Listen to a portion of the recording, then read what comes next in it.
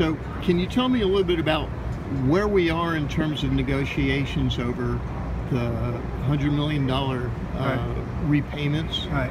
Well, really, we're trying to get traction. We're trying to get people to listen to us. Our delegation, we really have a couple of our congressmen that are really engaged in this, and that's Garrett Graves and Representative Scalise, and Senator Cassidy is just starting to get in the fray. But what we're trying to do is get people to listen to us first and understand what our problem is and why it would make such a hole in our efforts to restore our coast. And so we're at a stage where it's about getting someone on a federal level to get engaged with us, and we're not really there yet. And I'm hopeful that we can get there soon, because it's an important thing for us. The Corps is telling us that come 2019 or late 19 or 2020, they're going to turn over the system entirely to us. And when they do that, that triggers the payback. And so we're hopeful that certainly we can get some traction and get people talking about it and get some solutions on the board prior to then.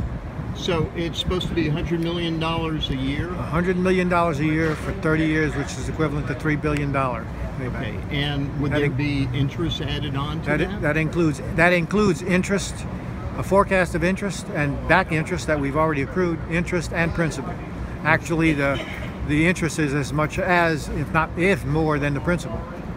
And what would that do to the state's coastal master plan program if the state had to pay that money? Well, the bottom line is it would put a crimp in our plan. Either the state, through its general fund, would have to come up with the monies, or some would say that the CPRA is obligated to pay it. And if we were, we would have to probably utilize Go Mesa money to do it.